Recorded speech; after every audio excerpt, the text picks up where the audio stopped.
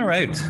Welcome back, everyone. My name is Bruce Ryder. I'm a member of the faculty at Osgoode Hall Law School and the chair of our first plenary on the topic of charter equality, indigeneity, and sentencing in R versus Sharma, which was decided about 6 months ago in November, a 5-4 ruling of the court, one of the most important constitutional rulings, one of the most highly anticipated constitutional rulings of the past year that deals with both Section 15 and Section 7 issues. And like so many important constitutional cases from the last few years, split the court, this time right down the middle, 5-4 ruling. I remember when the Ontario Court of Appeal decision came down, I think it was July 2020, thereabouts.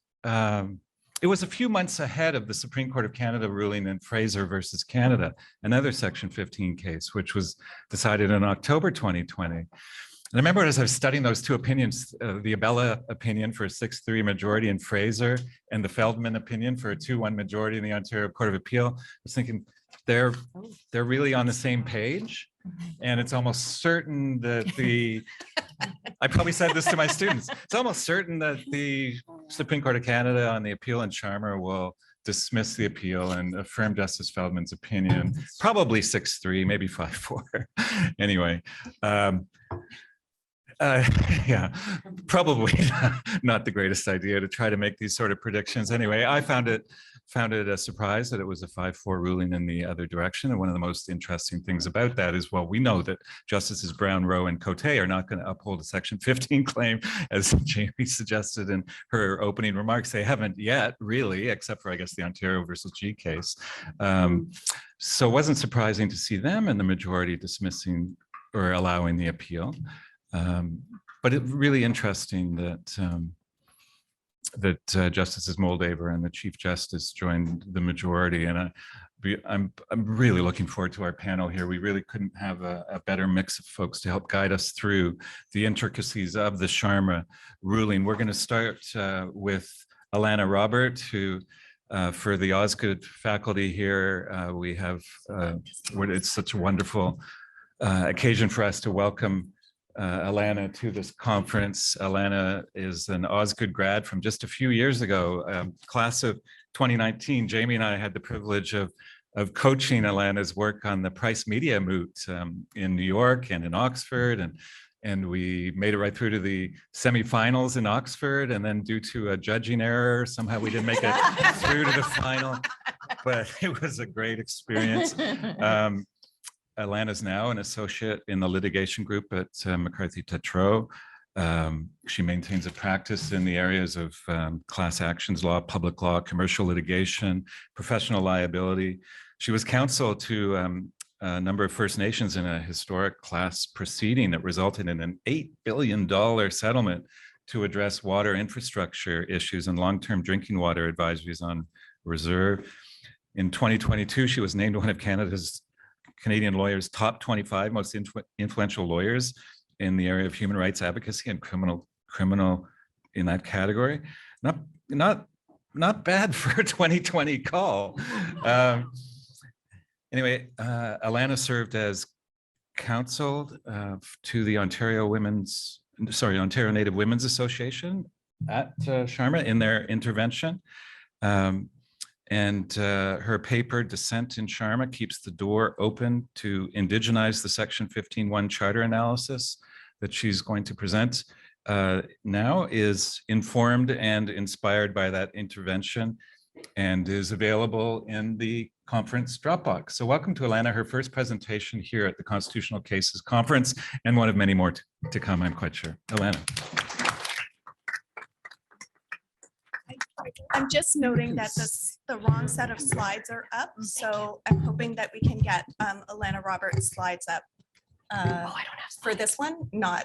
She doesn't have slides. Oh, you don't have slides, so no slides. That we don't need slides at all for this. Sorry.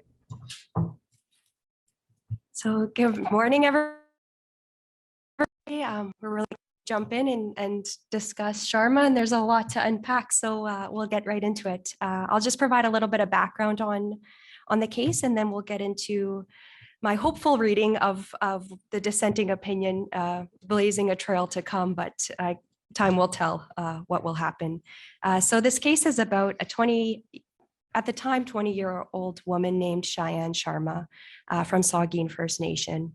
She had a difficult life, like many Indigenous women, with intergenerational legacies. Her grandmother was a residential school survivor. Her mother was a survivor of the child welfare system, and Ms. Sharma herself was a sexual assault survivor who had to drop out of school due to financial difficulties. She became a single mother at age 17 and was struggling to get by. And she was behind 2 months' rent, facing eviction from her home where she lived with her young child. Her then partner made her an offer that was appealing to her to fly to the Caribbean, collect a suitcase, and return it to Canada in exchange for $20,000. But at border crossing, agents found cocaine in Ms. Sharma's suitcase with approximately $130,000 value. And she was then arrested and charged with importing prohibited substances contrary to the Controlled Drug and Substances Act. At that time, Ms. Sharma had no prior criminal record. So Ms. Sharma sought a conditional sentence which are allowed where offenders can meet statutory criteria to serve their sentences in their communities rather than in prison. And in determining an appropriate sentence, the court must consider section 718.2E that all available sanctions other than imprisonment that are reasonable in the circumstances should be considered for all offenders with particular consideration to the circumstances of Indigenous offenders. And so this was against the backdrop of 2012 parliamentary amendments to the sentencing regime on conditional sentences, which were made unavailable for certain offenses under section 742.1 of the Criminal Code. So Ms. Sharma proceeded to challenge some of these sections of 742.1, which made conditional sentences unavailable. So that included offenses with a maximum penalty of 14 years in prison and with a maximum penalty of 10 years in prison involving import, export, trafficking, or production of drugs. So as Professor Riders explained, the majority of the Court of Appeal presented a hopeful path forward for Ms. Sharma's case in the future of conditional sentences in Canada, declaring that they unjustifiably infringed 7 and 15. And the Supreme Court then proceeded with a split 5-4 decision on this case, which ultimately upheld the provisions. And in the majority's reasons, which I'm most interested in, they sought to clarify the Section 15 test, or as the dissenting judges adamantly explained, this was more of a striking revision of the test and raising the thresholds that were required to prove equality rights. So for many, this was really frustrating decision and a real loss, but it really exposed the diverging approaches to equality rights on Canada's top court. So the composition of the court has since changed, and so it's possible the decision of Sharma would be very different today. But I want to really focus on what the dissenting opinion said and how it can set a pathway for strengthening equality rights in Canada in a new way. So the dissenting opinion explicitly engaged with the importance of reconciliation in its considerations, and then it more implicitly acknowledged the roles that Indigenous laws can play when considering Indigenous peoples' equality rights. So the Supreme Court has long recognized Indigenous laws forming part of the legal fabric of Canada. They've consistently recognized that Indigenous laws are part of Canadian law. But despite its repeated recognition of the importance of Indigenous laws, there's really been little engagement with the substance of them, especially in charter analysis like equality rights. We would say, these are significant authorities under Indigenous laws that are really being omitted from consideration and engagement in the equality context. And so when we look at recent authorities like the final report from the National Inquiry into Missing and Murdered Indigenous Women and Girls, we see that it highlights over and over again that Indigenous women have distinctive roles and responsibilities under Indigenous laws, and that these roles and responsibilities are critical to community wellness.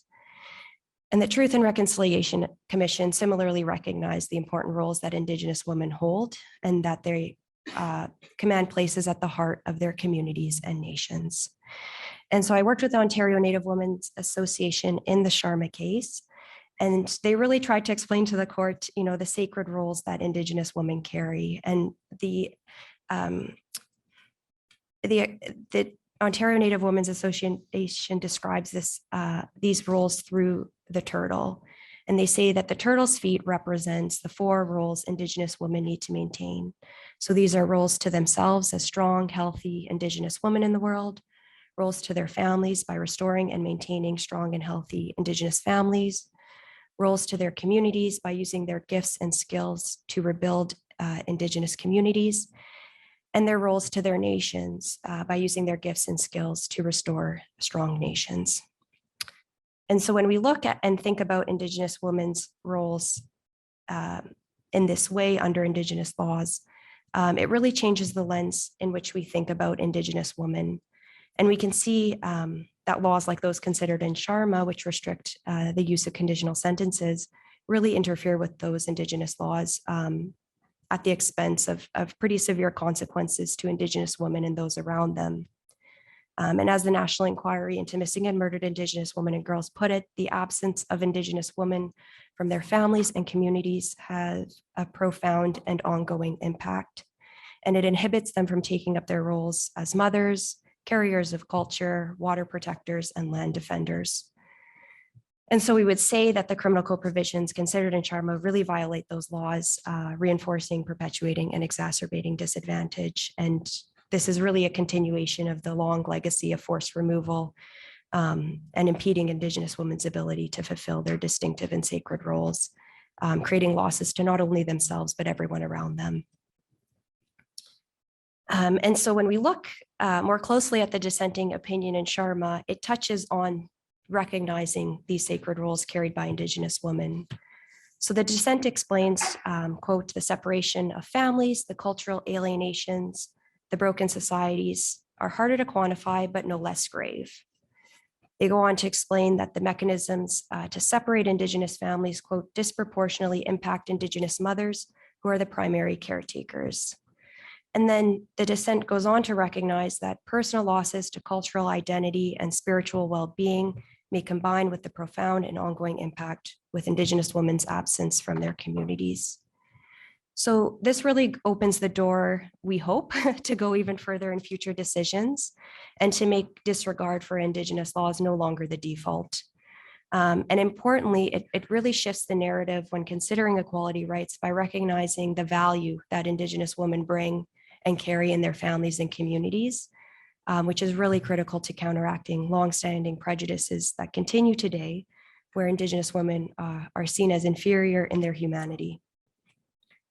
So all of this sets the backdrop of why the provisions considered in Sharma are so harmful, but it also positions, section 718.2E, which was, at the centerpiece of the Sharma decision, instruction to sentencing judges to consider all available sanctions other than imprisonment. It positions this as a really powerful example of how Canadian law and Indigenous laws can function harmoniously, as it allows Indigenous women to remain in their communities, to serve their sentences wherever possible, promoting healing for themselves, their families, and their communities. And this is especially important when we take a step back and look at why incarceration for Indigenous women is so high and continuing to climb at alarming rates every year. And as the National Inquiry exposed, the criminal legal system criminalizes acts that are a direct result of the survival of Indigenous women, explaining that most crimes committed by Indigenous women are nonviolent in nature and concern property and drug offenses like Ms. Sharma's case did.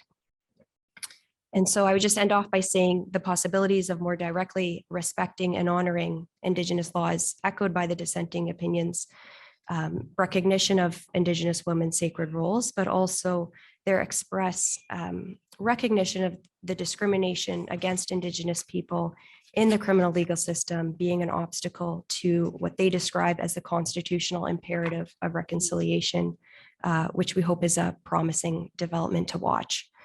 So with that, I'll hand it over to my other panelists to continue off discussing the case.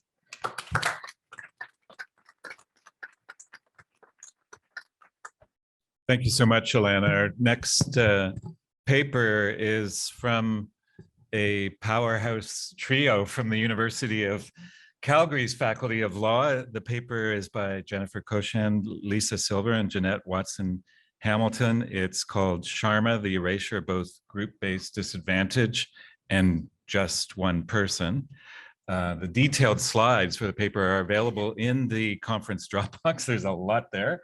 I don't want to take up time introducing Lisa and Jennifer. Just want to say welcome back. It's great to have you both presenting again at the conference. And I do want to give a quick pitch for those who aren't aware of this to the prolific blogging that both Jennifer and Lisa do. So personally, I'm always keeping an eye on their work, and they're constantly contributing and producing fine analysis of recent developments in criminal law and constitutional law. So Lisa's blog is called Idea Blog, blawg.ca. And both Lisa and Jennifer are frequently posting as well on ablog.ca, ablawg.ca. So I just want to make sure that you're aware of that work. And over to you. Oh, I just also want to say, Jennifer and Jonnette over the years have been like so rock solid in their approach to Section 15 and their critical analysis of the jurisprudence. Unfortunately, we still need them, and it's great to have them. It's great to have them teaming up with Lisa on this paper because they've been the best possible guides to the twists and turns in the jurisprudence. Over to you, Jennifer and Lisa. Thank you so much, Bruce, for that very kind introduction. I need a clicker. Yeah. Does anybody Just know grab where it the from clicker is? the, yeah, it's right on the podium there.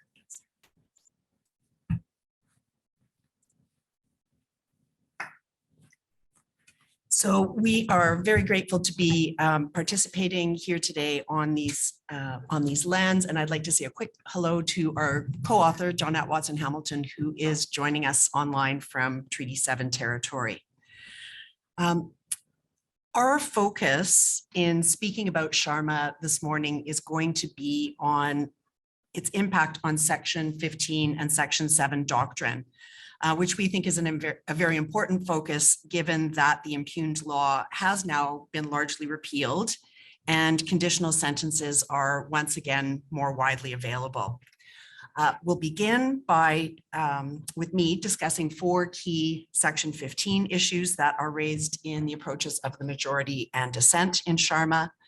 Lisa will then discuss and compare the majority and dissent's approaches in Section 7.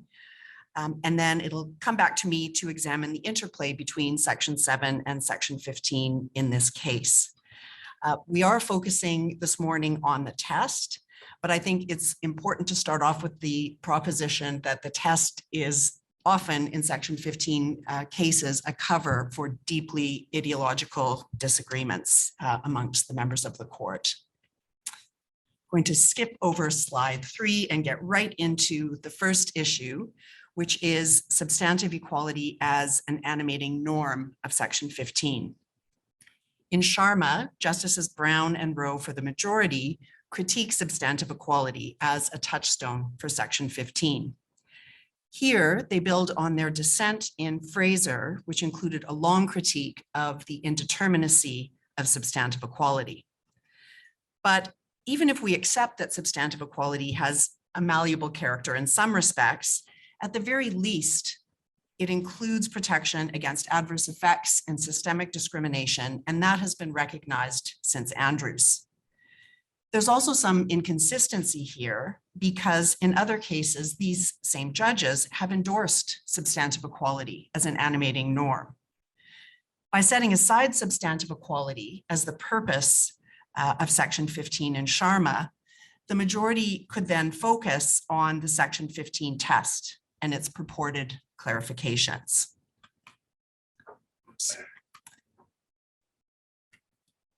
So here are the majority's so-called clarifications, which, as Alana mentioned, Justice Karakatsanis and her very strong dissenting reasons mapped out as 8 wholesale revisions of the test for Section 15. Most of her points are linked to the three clarifications, which will be our focus this morning. An important question is whether these three areas of disagreement are restricted to cases of adverse effects discrimination, or perhaps they're clarifications that only apply in the criminal context. Again, as Alana noted, we also have to keep in mind that Sharma was decided at a particular point in time before the retirement, or sorry, after the retirement of Justice Abella, but before Justice Moldaver retired. And the balance on the bench has shifted since then, so it may be that doctrinally Sharma is somewhat of a blip. Let's just remind ourselves quickly of the test for Section 15, which was most recently re-articulated by the court in Fraser. And it's important to note here that the majority in Sharma did say that they accepted this as being the ongoing test for Section 15. But then they went on to make three so-called clarifications. The first is to emphasize that the claimant must prove that the impugned law created or contributed to the disproportionate impact on the claimant at step one. Here, it's significant that they added the language of contributed to, which should make it easier to prove a causal link between the law and the adverse effects on the claimant. However, the majority also said that the law must widen the gap between the claimant and others. As Justice Karakatsanis argues, this removes consideration of whether the law is perpetuating disadvantage at step two of the test. When this approach was applied by the majority, they failed to consider evidence of colonialism and over-incarceration as providing a causal link to the differential impact of the law. For the dissent, however, the repeal of conditional sentences was the removal of an accommodation that amounted to a distinction. They also found the state to be deeply implicated in the over-incarceration of Indigenous women at step two of the test. The majority's focus on causation is concerning because it can often be an issue in adverse impact and systemic discrimination cases, where it can be hard to see how disadvantage is being perpetuated by the state. But as noted in Eldridge, this failure to see results in a thin and impoverished view of equality. The majority's second so-called clarification is that the entire legislative context is relevant to considering the Section 15 claim. And here they relied on the CP case from 2021 and Whistler from 2011. This also ties into a consideration of whether the law is ameliorative or arbitrary under Section 15. But Sharma and CP can be seen as an extension of Whistler because that case focused on a large benefit program, whereas now CP and Sharma have extended this idea to apply in the criminal context. What we see here is that broad consideration of the governmental context or objectives, in other words, Section 1 matters, are yet again creeping into Section 15. Ironically, when the majority applies this approach in Sharma, they focus on government context rather selectively in terms of the objectives of restricting conditional sentences, rather than considering Section 718.2E of the code and the Gladue framework. And these deficiencies were pointed out by the dissent. Going forward, this so-called clarification could be an issue for both direct discrimination cases like CP and adverse effects cases like Sharma. And we think this feels like a bit of a throwback to the law decision from 1999, with government context becoming its own factor relevant to discrimination. The third purported clarification was with respect to positive obligations. And what the majority said here is that Section 15 does not impose a general positive obligation on the government to remedy social inequalities. However, in Fraser, in their dissent, they accepted that where disadvantage is created or exacerbated by law, Parliament has a constitutional obligation to take affirmative remedial measures. They appear to be diminishing the well-accepted idea that if government has already acted in a particular legal space, they must do so without discrimination. And this ties back to their point that leaving a gap or even creating a gap by repealing an ameliorative law is not enough to establish discrimination. This will likely be a barrier in adverse effects cases going forward.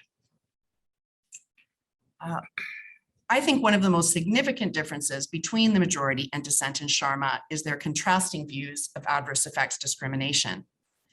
The majority focused on the need for quantitative adverse impact by requiring statistics to prove disproportionality. In doing so, they ignored Justice Abella's reasons in Fraser about the different types of adverse effects discrimination and the relevant evidence to prove it. This approach also allowed them to ignore reconciliation and Indigenous law, which are not about numbers. In other words, they took a formal equality approach that failed to recognize the group-based impact of the removal of conditional sentences. The dissent, in contrast, properly focused on the adverse effects qualitatively by seeing the case as one of a lack of accommodation. Justice Karakatsanis noted that the removal of conditional sentences had a necessarily differential impact on Indigenous offenders. This may be a way to distinguish Sharma going forward. The majority only addressed one type of adverse effects discrimination, disproportionate impact. And although they failed to address the lack of accommodation type of adverse effects discrimination, they did not say it's no longer relevant. We also have a brief comment to make on the approach to grounds and intersectionality in Sharma. Ms. Sharma had argued that her case was one of race-based discrimination, which was accepted by the majority and the dissent.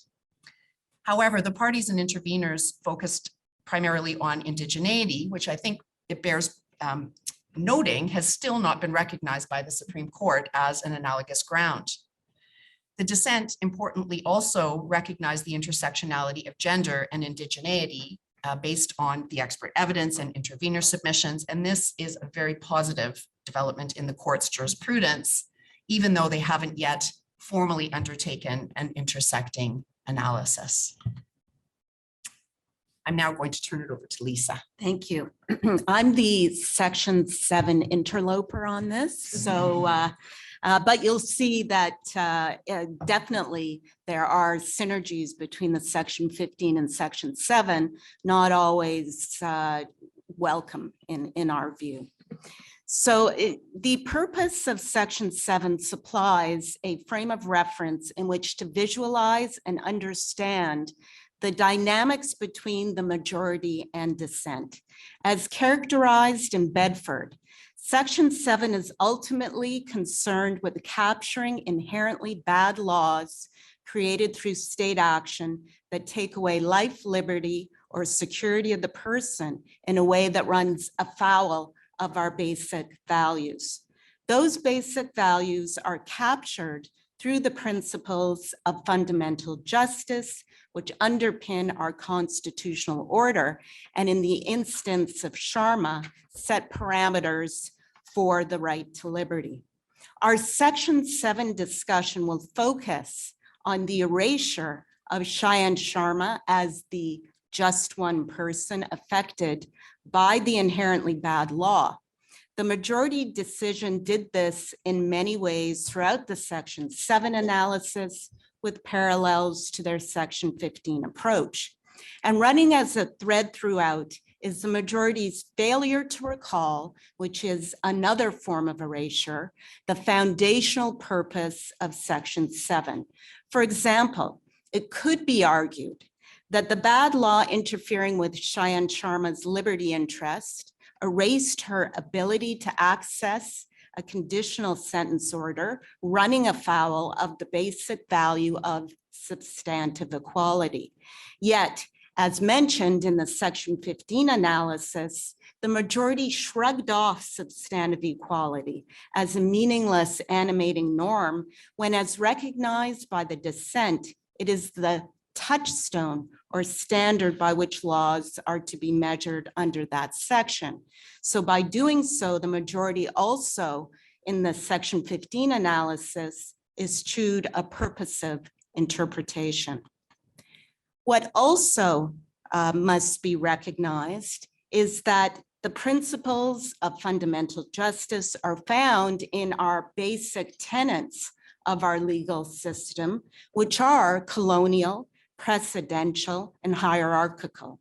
The majority fails to act upon this truth, and although the dissent goes much further, in Sharma, the court is still leaning on familiar and long-standing principles of fundamental justice. As a result, when it comes to those principles we have to capture the basic values these laws might run afoul, the court relies on the usual suspects, being the proportionality triumvirate, which is a term coined by Nadar Hassan in a paper that is actually part of this case conference history. So those usual suspects are arbitrariness, overbreadth, and gross disproportionality. Of course, in Sharma, the court whittled it down even further to overbreadth. So what we need instead are more flexible, contextual, and relevant principles of fundamental justice that reflect a just, equitable, and fair society that is tailor-made for Cheyenne Sharma, one that uses an Indigenous rights-based approach and reflects the basic values of reconciliation, substantive equality, and restorative justice, which conditional sentence orders are part of that regime, part of that restorative justice. What Cheyenne Sharma needs is to have the bad laws interfering with her liberty interests measured against principles of fundamental justice that reflect Indigenous ways of knowing and being. And this is also, quite frankly, what she deserves. So by using the proportionality triumvirate approach, the focus is not on Cheyenne Sharma as an Indigenous single mother struggling to keep her life afloat, but on the state lawmaking powers. And so this drive for proportionality that permeates the entire analysis turns away from the bad laws that have affected this just one person in favor of using really depersonalized, disengaged, and flat categories of legal values as principles of fundamental justice. The one person that is affected by the bad law becomes merely a part of a justification that fulfills a legislative objective. It erases Cheyenne Sharma's indigeneity and her human dignity. This problem can also be seen in the articulation of the legislative purpose, which must be properly characterized, well-defined, and specific, or if too broad, as stated in Moriarty, it will effectively predetermine the outcome without actually engaging in it. So with that in mind, let's look at the legislative purpose of just the majority, which is a desire to enhance consistency in the conditional sentencing regime by making imprisonment the typical punishment for certain offenses and categories of offenses.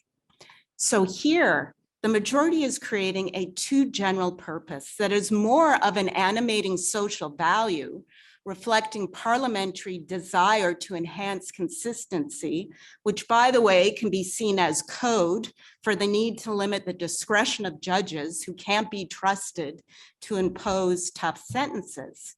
So again, we see the majority inconsistently using the law to advance their agenda.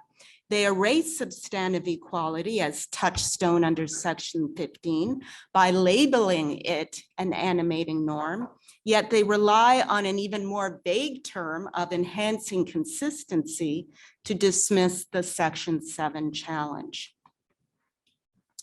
This desire for consistency drives the entire majority analysis with its one-dimensional view of serious, as expressed by the maximum penalty, which erases the entire sentencing context, including Cheyenne Sharma as the just one person who's being sentenced and is affected by the law. The maximum penalty is a raw quantitative length of imprisonment. It reflects the uppermost absolute end of the range. It doesn't reflect other considerations which are known to Parliament, such as comparator cases and sentencing guidelines, which are used to determine the gravity or serious of the offenses as found in Regina and Parenteau, a decision, by the way, which was authored by Justices Brown, who is in the majority here, but also as well as Justice Martin, who's in the dissent. So why then does the majority insist on using such a limited view of serious? It does so because the majority needs to create a bright line for charter purposes. Otherwise, the legislation will cast a too wide a net and it will fail. The majority uses parliamentary deference as a means to an end, and by doing so erases this nuanced and delicate balancing of sentencing the individual, particularly an Indigenous woman, in favor of upholding the law. So the bottom line is that in the end, the Section 7 analysis gives us insight into the dramatically different worldviews held by the majority and the dissent. The majority is concerned with containment of judicial discretion while leaning on parliamentary deference and law and order tropes, while the dissent is concerned with the Gladue promise of reconciliation, the dire need to remedy the effects of the colonial legal system on Indigenous people. In the dissenting world, Cheyenne Sharma is acknowledged, she is heard, and she lives. She is not erased.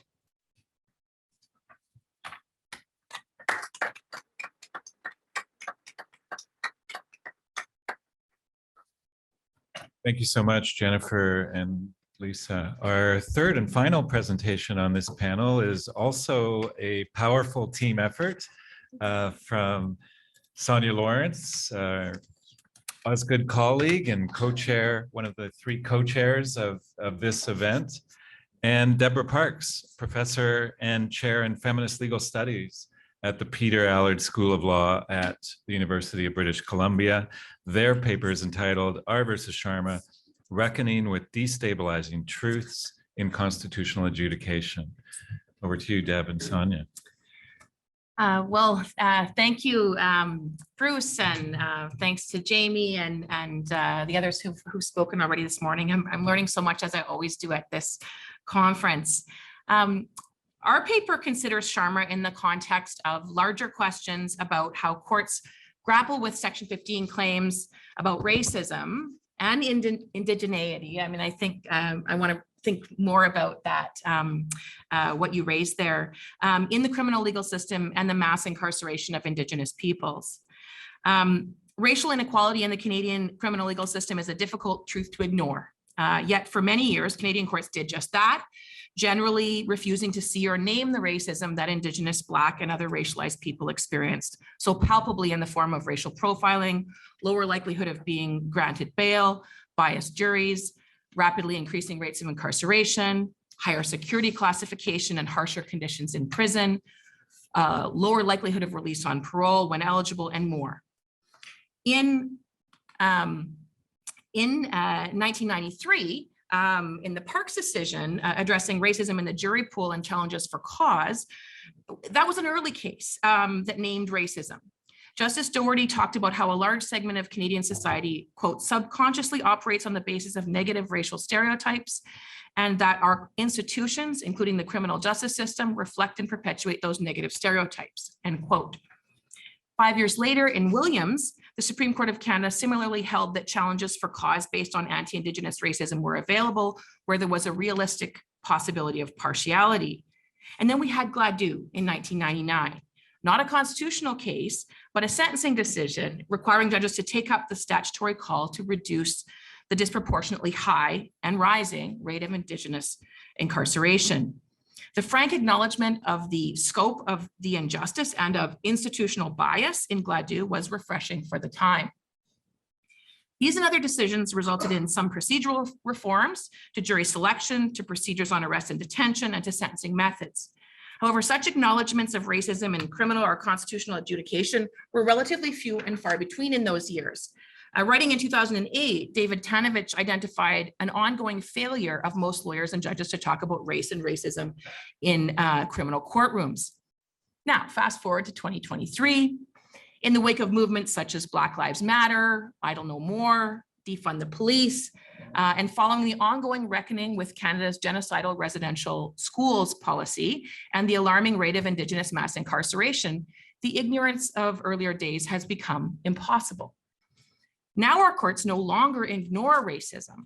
They name it and express regret about it. Sometimes they call it systemic and institutional.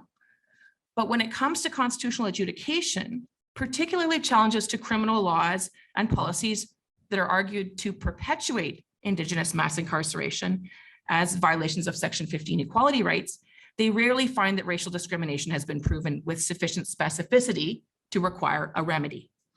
In our time today, we'll just try to dig in a little bit to this mainstreaming of understandings of systemic racism and possibilities and limitations of constitutional equality litigation with Sharma as a case study. It's a story in 3 parts. We talk about crisis, destabilization, and reckoning. And so I'll start with crisis. When Gladio was decided in 1999, Indigenous people accounted for 12% of the federal prison population, an overrepresentation that was described as a crisis by the Supreme Court of Canada. The 2019 statistics in Sharma describe Indigenous people as making up 31% of admissions to provincial and territorial custody and 29% of admissions to federal custody. For Indigenous women, as Alana mentioned, the rate is even higher. As of 2021, an astonishing 42% of women in federal custody were Indigenous, with the rate continuing to rise to 50% a year later.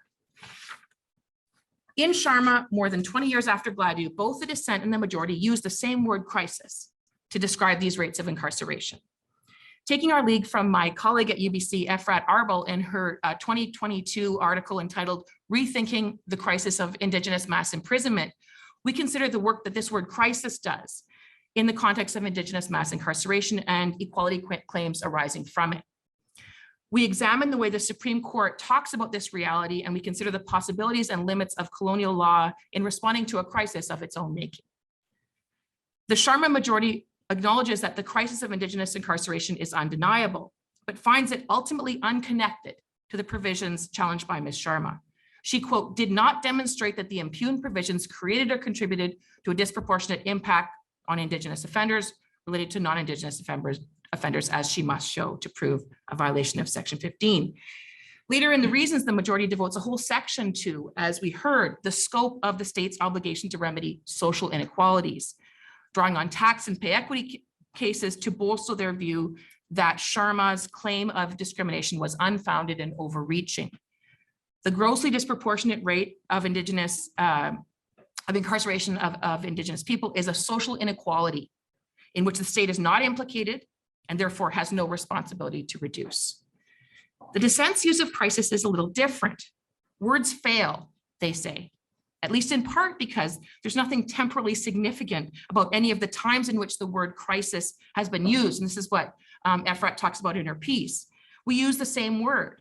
The dissent sees this situation as a clear indication, though, that we must do better. Recognition of the worsening crisis seems to motivate the dissenting judges to identify a constitutional responsibility for themselves to meaningfully adjudicate the equality claim. And I'll turn it over to Sonia now. Okay, so I'm just going to turn to the second part of the story, which is where we want to briefly canvass the ways that adverse effects discrimination claims on the basis of race are treated as destabilizing. We're bracketing arguments that Jennifer covered about whether or not there was sufficient evidence about the precise impact of the precise provision in order to highlight how the Sharma claim was rejected. Right? It wasn't just rejected as lacking in doctrinally required evidence. It was treated as more fundamentally incompatible with our system of constitutional and criminal law. So destabilization is a concept that we're using to tell this story, and we call on it to do quite a bit of work. If stability is just the ordinary working of our legal system, then acknowledging the deep historic and contemporary systemic racism in the criminal legal system is destabilizing in a number of different ways. So these destabilizations can be seen in Sharma and in other cases in which similar adverse impact claims are raised. So the first destabilization that we want to point to is as a destabilization of the judge's own understanding of the work that they are doing. So accepting or recognizing a deep role that systemic racism plays in the development and operation of our criminal law reveals a judge's own status as part of that systemically racist system. It's not external to the work that they do. Second, and closely related, the kind of claim made in Sharma actually works to destabilize foundational liberal assumptions about the way the criminal law works. These foundational assumptions would include the way that our law works to assign individual responsibility for harms and wrongdoings, when we could instead recognize or do a better job of recognizing complex causes, including causes for which the state bears some non-trivial responsibility. A third kind of destabilization that we see occurs when claimants or judges attempt to mobilize constitutional equality law in response to systemic racism. These attempts at responses will themselves be labeled destabilizing of law. They destabilize in a variety of ways, including most usually what is raised is that they open floodgates to adverse impact claims broadly across criminal and other legal systems. And then they also are said to destabilize by straitjacketing governments, hamstringing efforts to respond to discrimination. Some of you will remember these specific arguments from the Fraser dissent, and preventing governments from engaging in incremental improvement of constitutionally problematic situations. So these arguments are clearly visible in Fraser and Alliance, where they form part of the dissent, but in Sharma, they move into the majority. So I'll just take a quick sidestep here just to point out for those of you who might not remember that the trial level in Sharma decision was written by Judge Casey Hill. And so Casey Hill is known to many of you, I'm sure, based in the Brampton court. And as a judge of the Brampton court, here's a huge number of cases that involve young racialized women coming through Pearson International Airport, caught importing either by swallowing or as with Ms. Sharma in their suitcase, large quantities or small quantities, frankly, of prohibited drugs. So these cases are a set. There's almost a set of them, and they typically are involving very, very low-level players in the drug trade. So what you might not remember, you could link Sharma to 2003's Hamilton and Mason cases. So these in that case, Casey Hill similarly attempted to find less carceral solutions for the accused woman in a cocaine importation case. And similarly, though not through a constitutional context, he attempted to account for the impact of race and racism in crafting sentencing decisions. So that's just a little aside about this, one way of looking at this set of cases that may bridge in some ways indigeneity and racism of a different sort. So, but at this, to go back to the main argument, at the Supreme Court, the majority treated the Sharma claim as destabilizing because it would allegedly open the floodgates. The Crown was concerned about this at every level, and that's quite clear from the cases below. And many of those floodgates, many of the cases which would apparently come through those floodgates are cases the majority characterizes as positive rights claims. And finally, the majority sees them as dissenting. The majority sees the dissenting approach as destabilizing, as I said, because it fails to allow Parliament the space to incrementally respond to problems which constitutionally require attention. So the point we're trying to make here is that there is something deeply destabilizing about claims like Sharma, and the more general idea that racism is deeply embedded inside, not external to, our criminal justice system. And we can say this, we think, without addressing whether there really will be a huge flood of successful Section 15 claims on this basis, or without discussing whether the government would be able to justify any of these possible Section 15 claims or Section 15 violations through a Section 1 analysis. So while we're building this particular argument around Sharma, this kind of destabilization argument is obviously the one that's at the core of the ongoing dispute over Section 15, which we could say started with a very long time ago, but let's say it starts with Alliance Centrale and like continues through Fraser and now Sharma. And it's also visible in a variety of other cases from other courts and jurisdictions where adverse impact claims, usually on the basis of race, have been raised. These disputes are, and I think Jennifer mentioned the idea that the difference here is really, in some ways, could be described as fundamentally ideological, right? These disputes are disputes about whether or not our law, not just our society, but our law has grown from discriminatory roots, or whether it's fundamentally sound and we can just concern ourselves with rooting out bad apples. So let me close off the comments on destabilization with a slight step to the side, because although for those who see the claim in Sharma, or the dissent as it ended up in Sharma, as destabilizing to our legal regime, not only in terms of criminal law, but also constitutionally, it kind of comes as a surprise. Actually, I found it surprising, gratifying from my point of view, but surprising that the argument prevailed at this Court of Appeal in Ontario and came so close to prevailing at the Supreme Court of Canada. But as Deb said, because of this relatively rapid destabilization in public opinion in terms of the criminal legal system and all legal systems which engage with Indigenous people, we have this rising general awareness and articulation of colonial impacts and purposes inside criminal law. So we're not claiming these are majority opinions or anything like that. We're not commenting on the breadth of these views amongst the Canadian public or their depth. We're just saying that there's been a mainstreaming of these views over the last little while, that views which used to be more rare and held more inside the communities, more directly affected. So this offers one last destabilizing read of the dispute between majority and dissent in Sharma, and that is related to the function of apex courts. If the function, one of the functions of dissents in apex courts might be, as others have suggested, to bolster the legitimacy of the court itself, even amongst those publics who disagree with the final outcome of the case.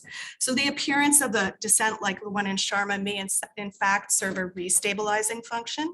And that's because with the dissent in Sharma, the legal system has, albeit in a defense, indicated internal recognition of the destabilizing truths, brought arguments, bringing arguments which have some significant traction in public discourse, arguments which might otherwise suggest a relatively radical rejection of the law and the legal system.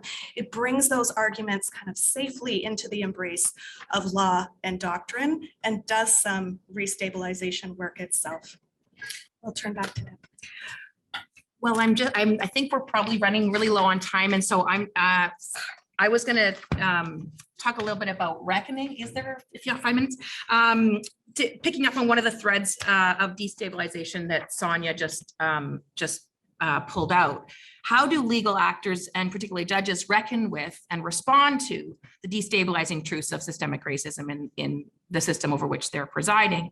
The fact that courts are now quite regularly recognizing and naming systemic inequality in a system that is built on individual responsibility and blame is a significant move in itself, as we have said.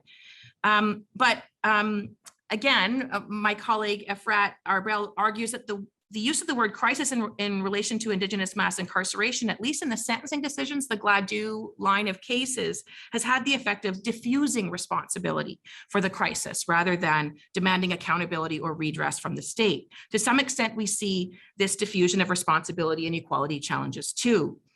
And it should be noted that there are very few Section 15 challenges in the sentencing or imprisonment context that make it to court, let alone that achieve success. I was just going to talk briefly about a couple today, but I want to keep my comments really short. I was going to just mention the 2018 Supreme Court decision in Ewart, the challenge to risk assessment tools used by the Correctional Service of Canada to classify incarcerated people as minimum, medium, or maximum security, and to make other important decisions such as eligibility for release on parole. There's a mountain of reports and other evidence that show that Indigenous people are disproportionately classified as higher security than non-Indigenous people, which means harsher conditions of confinement and longer time in prison. However, like in Sharma, the constitutional claims rooted in Section 15 and Section 7 were dismissed by the Supreme Court in Ewart for a lack of evidence, specifically tying the overclassification of Indigenous people to these particular tools. Now, the court did find a limited remedy on statutory interpretation grounds, but the court also, at the majority of the story, went on to say, make a statement about the legislative provision in question, which did require some attention to the accuracy of these tools, represents an acknowledgement of the systemic discrimination faced by Indigenous people in the Canadian correctional system, which is a long-standing concern. In this and in other cases, the discrimination is so entrenched and so broad-based, and the state is implicated so much that it actually evades constitutional remedy because of the specificity required. Sonia and I have written another piece in which we talk about this, a lower court case called Tétrault, in which we see, it's a Section 15 case in which we see the court reckoning, we argue in a more a nuanced way with the nature of a claim about a law and application of law that exacerbates the mass incarceration of Indigenous people. In that case, it's a claim brought by Indigenous women living in the First Nations community of Pekanjikam and the unavailability of intermittent sentences. Just in conclusion, Sharma upholds one aspect of, and in fact, a whole system of mass incarceration of Indigenous people. And one read is that the majority illustrates the emptiness of repeated articulations of crisis and acknowledgement of systemic racism when it comes with protestations of helplessness or distancing from the courts. But the dissent suggests a different approach where a recognition of crisis requires a meaningful investigation of the jurisdiction and doctrine that has a role in perpetuating or exacerbating that crisis. Recognition of a crisis should be destabilizing, and it should motivate action, not just by the courts, but by all of us. So.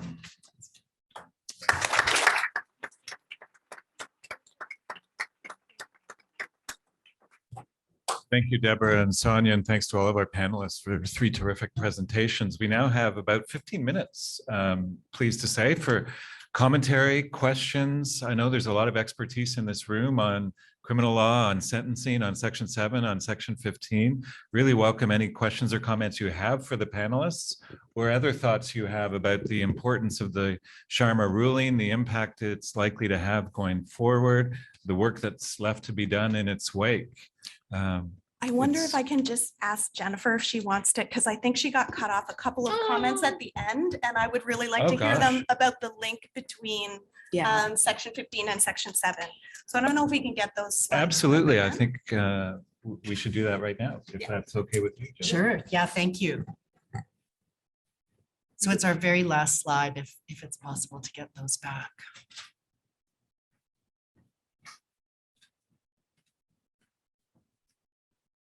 We were so excited. Well, I think people just started clapping. Yeah, you should have just yanked us. Sorry. Okay, thank you. So just a few thoughts here. I mean, one of the things we're really hoping to do in our paper is to think about the interplay between Section 7 and Section 15 doctrinally in a case like Sharma, because that's so important when we think about the role that Section 15 has to play in the criminal justice system. And I think it's fair to say that often in the past, Section 7 has really overshadowed Section 15. You know, if the court has a choice or an opportunity to make a decision under Section 7, it often takes that route rather than using Section 15. I mean, in fact, the Safe Third Country Agreement case is before the Supreme Court right now, and I think it's really interesting to think about the implications Sharma might have for that decision. So just to pick out on a couple of the points here, and most of these we've already talked about, but we do recognize substantive equality as an animating norm of Section 15. Arguments were made in the Sharma case that it should also be recognized as a principle of fundamental justice under Section 7. That argument has been made by many people over time. It could also be looked at more specifically in this case in terms of thinking about the Gladue framework as a principle of fundamental justice, or Indigenous law as providing a principle of fundamental justice. But the court's continued focus on these three principles of instrumental rationality is really impeding the progress that it could be making in that regard. Another thing we wanted to say is how arbitrariness keeps popping back into Section 15 cases, which then in turn provides a lot of overlap with what's happening under Section 7 of the Charter. What's happening under Section 15, I think, can only be called a judicial legislation of an internal limit in Section 15 by considering government objectives under that section, and that is a real concern going forward. So overall, we believe that the majority decision in Sharma is problematic because it erases both the just one person approach that can be really powerful under Section 7, at the same time that it completely ignores the group-based impact of the removal of conditional sentencing law. Because of course, there is more than just one person who is affected by the repeal of conditional sentences. And our worry is that this will be significant in other adverse effects discrimination cases in the criminal context going forward. But we do hope that the new composition of the bench at the Supreme Court provides us with some hope going forward. So that's our conclusion. Thank you.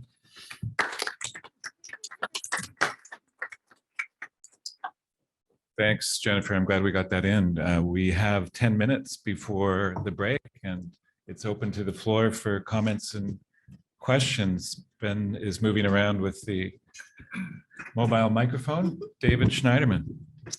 Thanks so much. Thanks to everyone for the paper presentations. I was wondering if you might hypothesize, and I'm sure you have thoughts about this, about why Moldaver and Wagner in the Section 15 part of Sharma abandoned the position they took in Fraser. Aside from short-term memory loss, what explains that? And I think we've been sort of skimming the surface of this during the panel, so I'd be interested to hear what you have to say. Maybe I'll pop in to say, I think there was a foreshadowing of that outcome in the CP case. I'm not sure if the CP case was covered in a lot of depth at last year's Constitutional Cases Conference, but I think it's flown under the radar to an extent. That was a case where Justices Moldaver and Wagner did uphold provisions of the Youth Criminal Justice Act and find that there was no violation of Section 7 or Section 15. And that's where this government context piece came back in. I think also from watching the oral hearing in Sharma, it was pretty easy to see which way Justice Moldaver was going to go. And he had deep, deep concerns about the floodgates arguments that, that Debra and Sonia talked about. Justice Wagner did not ask a single question during the hearing. And so when the three of us talked about it, we thought whichever way Wagner goes is going to be the way the case, the Chief Justice goes, pardon me, it will be the way that the case turns out. And that did end up being the situation.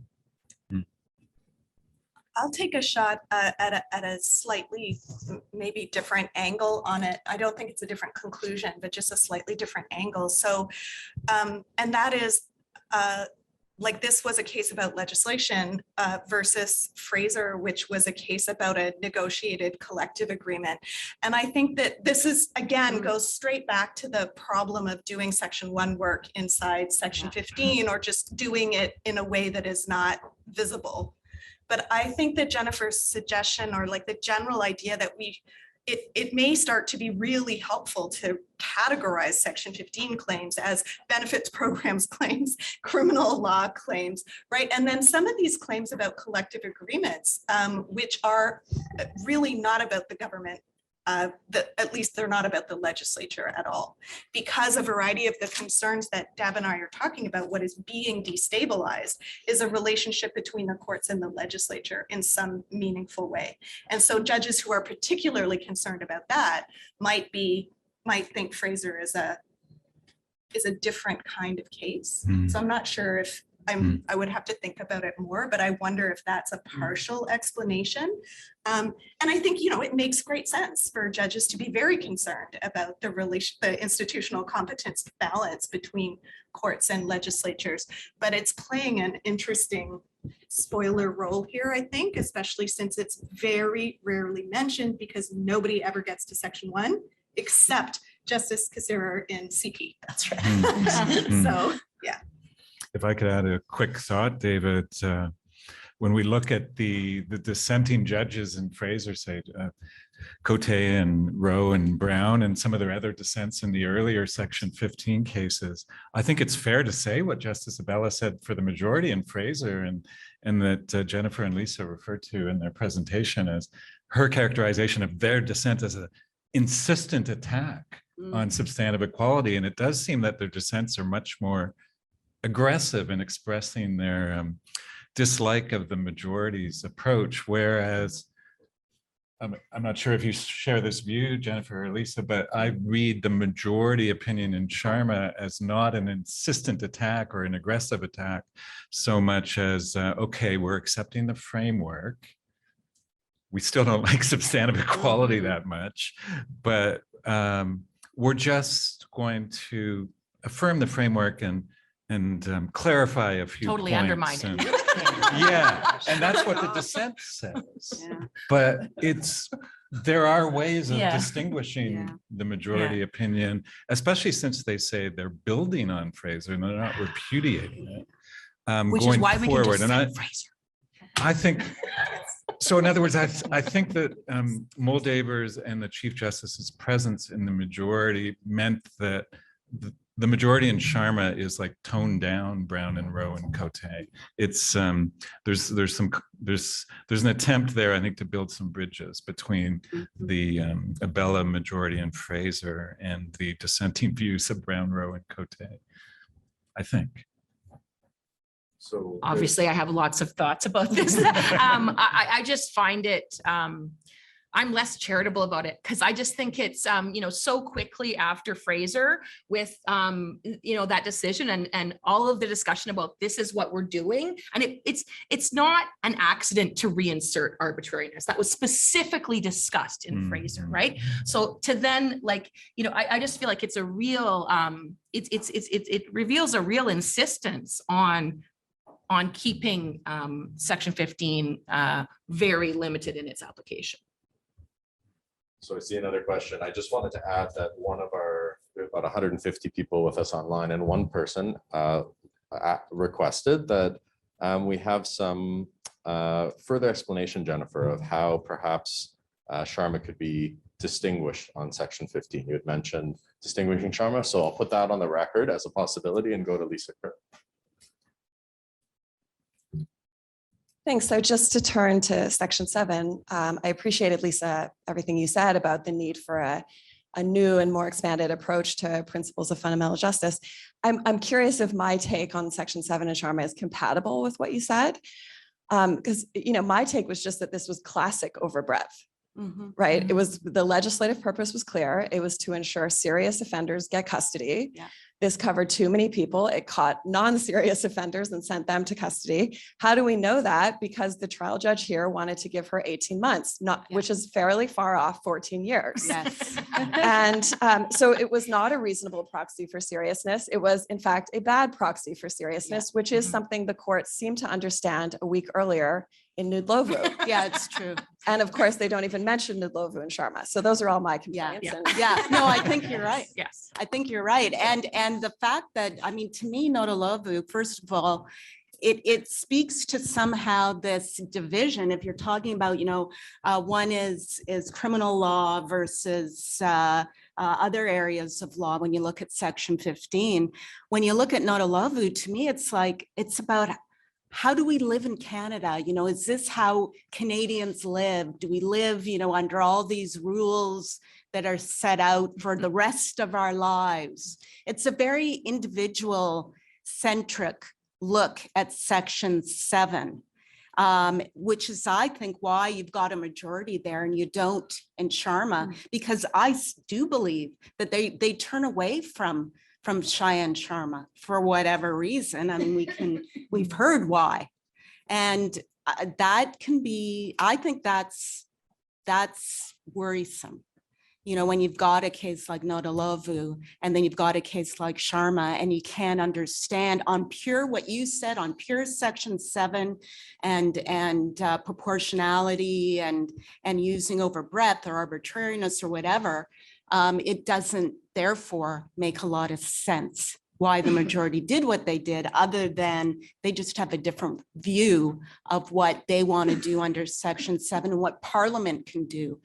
Parliament can do to criminals as opposed to people who are already out and living their lives and going about their business. Should I take on that how to distinguish?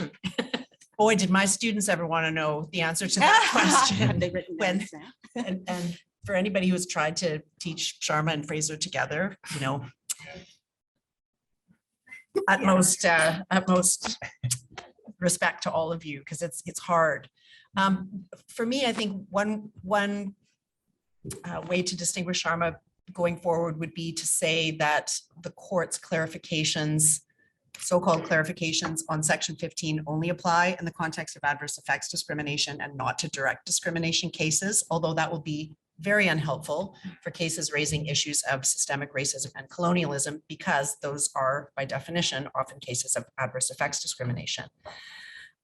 So then I think we have to think about how within the category of adverse effects, the case might be distinguished. And I'll just build on the point that we made earlier, that is that the majority only considers one type of adverse effects discrimination, the disproportionate impact type, the type that's proved via statistics. I think it's a bit unfortunate that they didn't pay more attention to what the Ontario Court of Appeal said in this case, is that the very type of statistics that would have been most helpful to proving the claim in this case were not available. And so it could be dismissed as a case where they just didn't see that, you know, that the evidentiary foundation for this type of adverse effects discrimination was unavailable. That meant then that I think they should have turned their mind to the other type of adverse effects discrimination, which is the lack of accommodation type. And because they didn't dismiss that category explicitly, they only failed to consider it. I think that's another way of distinguishing the case going forward. If you do get a case involving a lack of accommodation type of adverse effects discrimination. Now, the challenge there, of course, is they said also that leaving a gap is permissible for the state. So when you put those things together, the type of adverse effects discrimination and what they say about positive obligations, I am somewhat worried about that. I think all of us are. Thanks very much, Jennifer. Thanks to all of our panelists and to all of you for your comments and your engagement with these important issues. It's been a terrific panel. Thanks so much.